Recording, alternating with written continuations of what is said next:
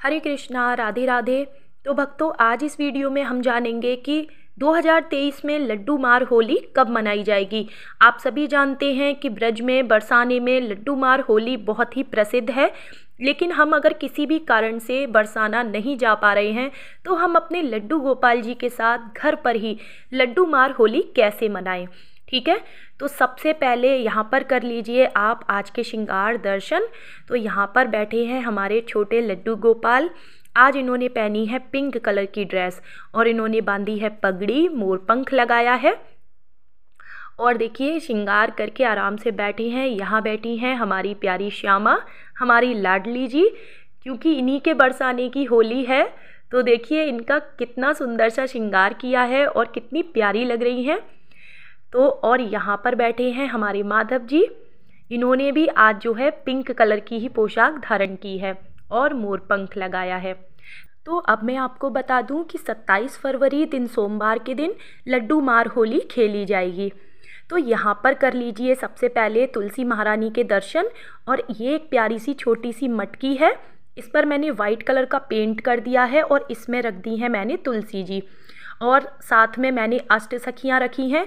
और आप भी ना, अगर आपके पास अष्ट सखियाँ हों तो आप ज़रूर से रखें, क्योंकि ठाकुर जी की, राधा रानी की कोई भी होली क्यों ना हो, उसमें अष्ट सखियों का होना बहुत ज़रूरी है। तो मैं आपको एक बात और बता दूं कि वैसे तो अभी हमने 21 तारीख को फुलेरा दौज वाले दिन भी फूलों वाली होली खेली है, और लेकिन अब हमें ठाकुर जी के साथ रोज़ ही होली तक जो है हमें रोज़ ही उनके साथ होली खेलनी है। आप गुलाल से होली खेल सकते हैं, आप फूलों से होली खेल सकते हैं, इस तरह से। तो यहाँ पर सबसे पहले हम करेंगे ठाकुर जी की आरती, क्योंकि अभी इनका श्रृंगार हुआ है। उसके बाद सबसे पहले हमें करनी है आरती और यहाँ पर मैंने ले लिए हैं पुष्प। तो सबसे पहले हम ना ठाकुर जी को पुष्प चढ़ाएंगे, उसके बाद हम फूलों से पहले होली करेंगे। ठीक है, तो यहाँ पर जो है पहले हम पुष्प चढ़ा रहे हैं ठाकुर जी को। और हमें ना फूलों वाली होली हो सके तो रोज़ ही करनी है, क्योंकि ठाकुर जी को एक तो होली का त्यौहार बहुत पसंद है, दूसरा ये कि फुलेरा दौज से ना हर दिन ही ठाकुर जी पर होली की जाती है। बरसाने में, मथुरा में, वृंदावन में होली ना हर दिन ही, बांके बिहारी जी के मंदिर में भी हर दिन होली मनाई जाती है। तो यहाँ पर पुष्प चढ़ा दिए हैं। उसके बाद देखिए यहाँ पर सबसे पहले मैं चढ़ा रही हूँ तुलसी पत्र। तो कोई भी पूजा हो, कोई भी दिन हो, ठाकुर जी को तुलसी पत्र चढ़ाना बिल्कुल ना भूलें। अब मैं लगा रही हूँ यहाँ पर उनको गुलाल। तो आप चाहें तो उन्हें स्नान कराने से पहले आप उन्हें खूब अच्छे से गुलाल लगाएं, उसके बाद आप उन्हें स्नान करा दें, है ना। और या फिर आप जो है उनका श्रृंगार करने के बाद हल्का हल्का सा ऐसे उनके गालों पे लगा दें। और अगर ऐसे भी नहीं लगाना चाहते तो आप एक पुष्प में ले करके गुलाल और उनके चरणों में अर्पित कर दें। ठीक है, तो अब हम करेंगे इन पर फूलों वाली होली। तो देखिए कितने सुंदर लग रहे हैं, एक तो पिंक कलर की ड्रेस में वैसे ही बहुत सुंदर लग रहे हैं, और साथ ही में गालों पर लगाया है गुलाल। तो सुंदरता की तो क्या कहने, बहुत सुंदर लग रहे हैं। और अगर आप इस तरह से करेंगे ना तो आप देखेंगे आपका घर का माहौल भी ना बहुत पॉजिटिविटी से भर जाएगा। और हमारी लाडली जी को, हमारे लड्डू गोपाल जी को होली बहुत प्रिय है। तो यहाँ पर मैं गाय माता के ऊपर भी इस तरह से फूलों की होली कर रही हूँ और अष्ट सखियों को। तो अष्ट सखियों के साथ भी हमें इस तरह से होली ज़रूर करनी है। ठीक है, तो अब हम देखिए यहाँ पर जो तुलसी का जो हमने छोटा सा गमला रखा है, तुलसी जी के ऊपर भी हमने फूल बरसा दिए हैं इस तरह से। तो अब हम करेंगे लौंग कपूर से आरती। तो सबसे पहले हम आरती कर लेंगे। तो जो भी आरती आपको पसंद हो आप वो आरती कर सकते हैं।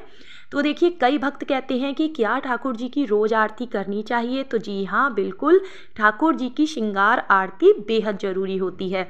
तो ठाकुर जी का श्रृंगार करने के बाद आप उनकी आरती ज़रूर किया करें। तो यहाँ पर मैंने अष्ट सखियों की, गाय माता की भी आरती कर दी है। अब पुष्प में जल ले करके और 3 बार हम घुमा देंगे, आरती को ठंडा करके भगवान को आरती देंगे और उसके बाद प्रसाद स्वरूप हम भी ले लेंगे आरती। तो हमने आरती ले ली है।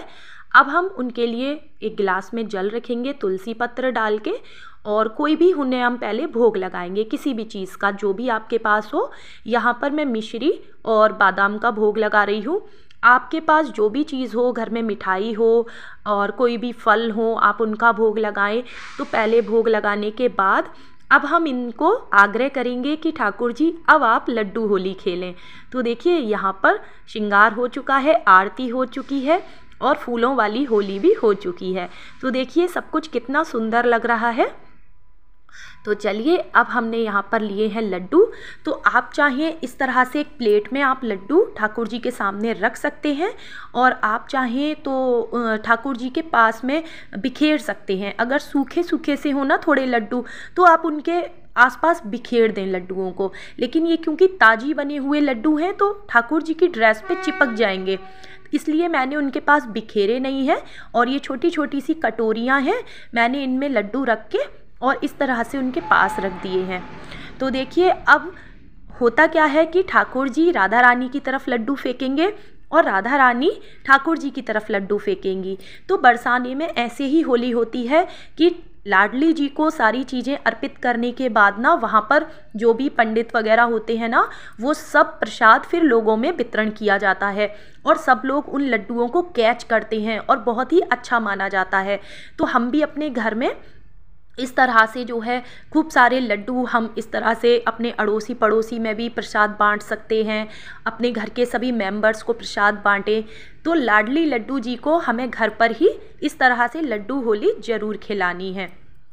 और आप चाहें तो इस दिन ड्राई फ्रूट्स हो गए, टॉफ़ियाँ हो गई या फिर खिलौने हो गए, उन सबको भी ना आप लाडली जी को अर्पित करने के बाद और लोगों में वितरण कर सकते हैं, क्योंकि ऐसा ही बरसाने में किया जाता है। तो इसके बाद कौन सी होली खेली जाएगी वो भी मैं आपको बताऊंगी।